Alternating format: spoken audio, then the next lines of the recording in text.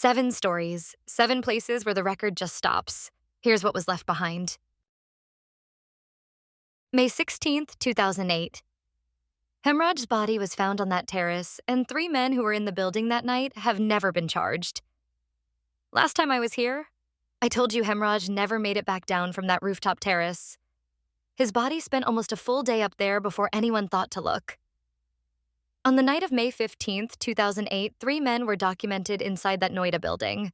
Krishna, Rajkumar, and Vijay Mandal. 3 men, 1 building, 2 bodies found the next morning. All 3 gave statements, all 3 sat for polygraphs. The CBI's own internal notes flagged irregular results on all 3, and then those results were quietly set aside and never formally entered into the charge sheet. The CBI's files describe an attack that showed planning. Someone who knew the layout, which corridor connected to which door, which stairwell let you leave without being seen from the street. That terrace door locks from the outside. I keep coming back to that detail. I read it and my mouth went dry, because it means whoever left last either had a key or someone was standing on the stairwell side, waiting to pull the bolt shut behind them. The investigation accelerated toward the Talwar family within the first 48 hours and never decelerated. It never turned around. It never walked back down the stairwell and asked who else had a key.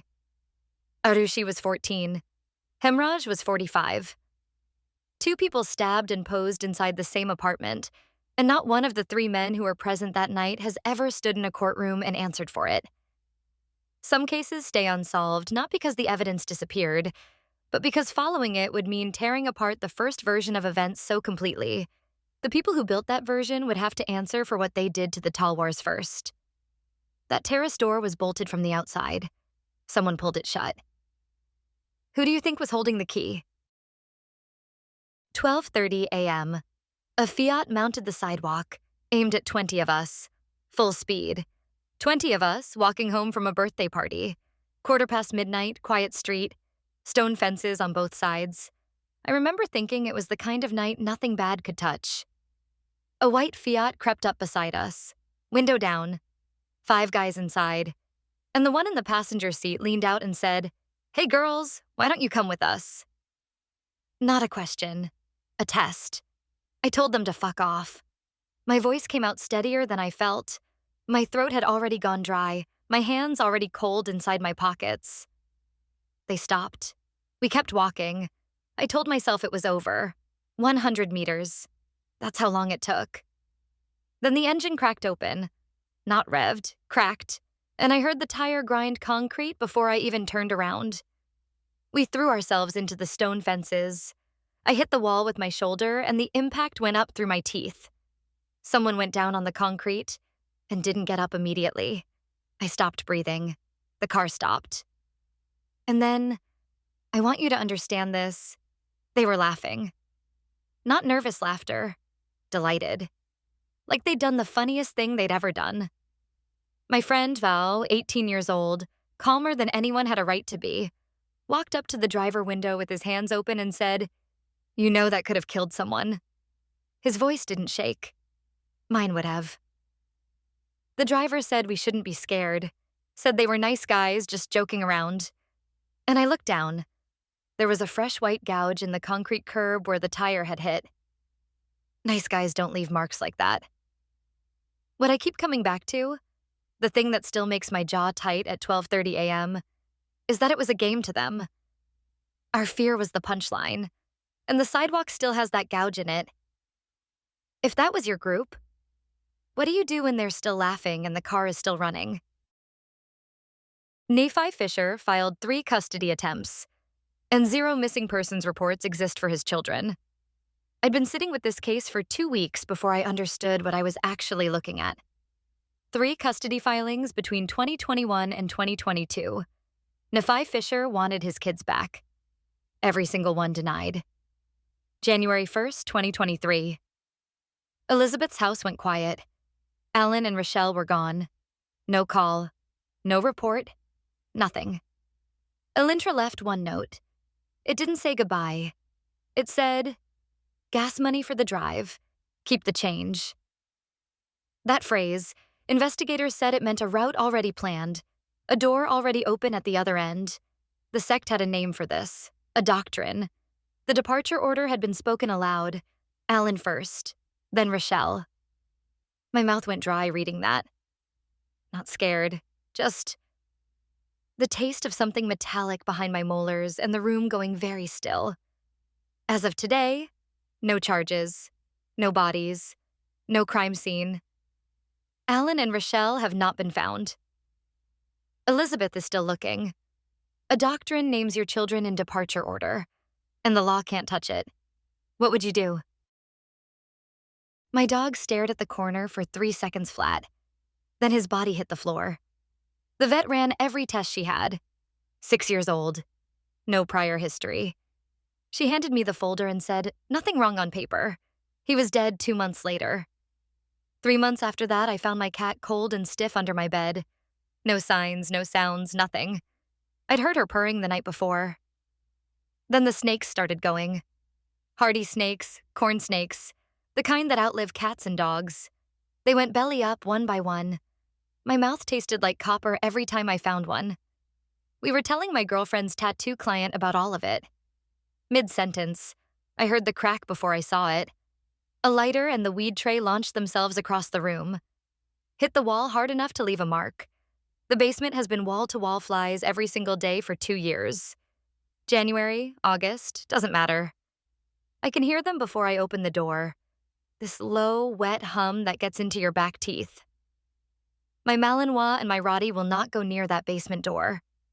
They sit at the end of the hall and they stare at the upper corner of the wall. Both of them, hackles up, perfectly still, like they're watching something pace. My neighbor has lived on this block her whole life. When I finally told her everything, she didn't look surprised.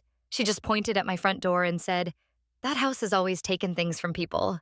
She still lives there. Pittsburgh, 2023. The dog that stared at nothing.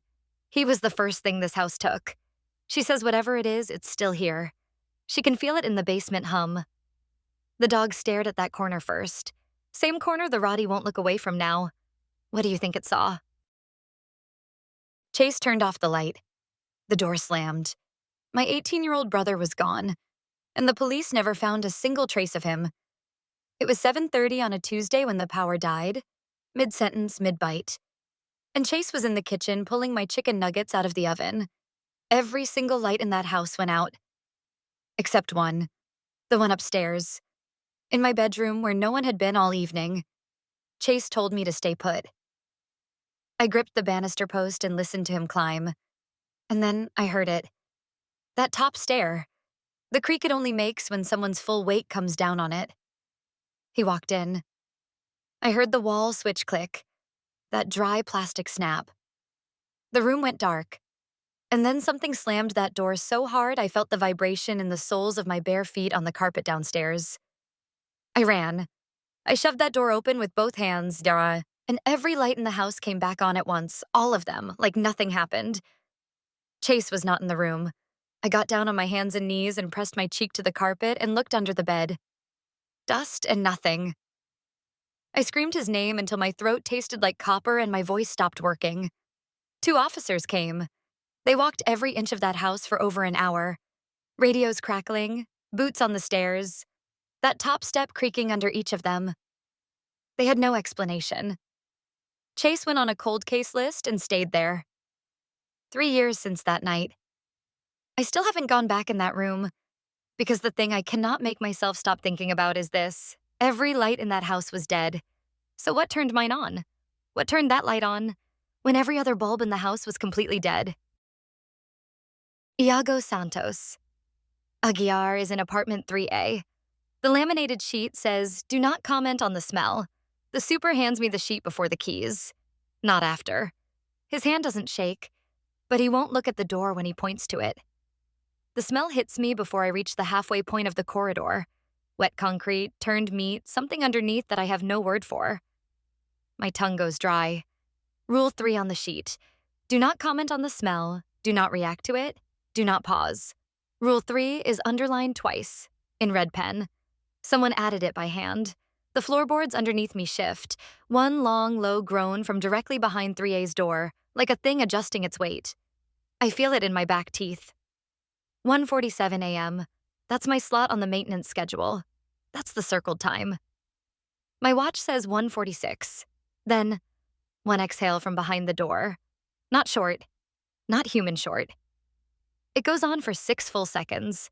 The cold air from the gap under the door finds my ankles.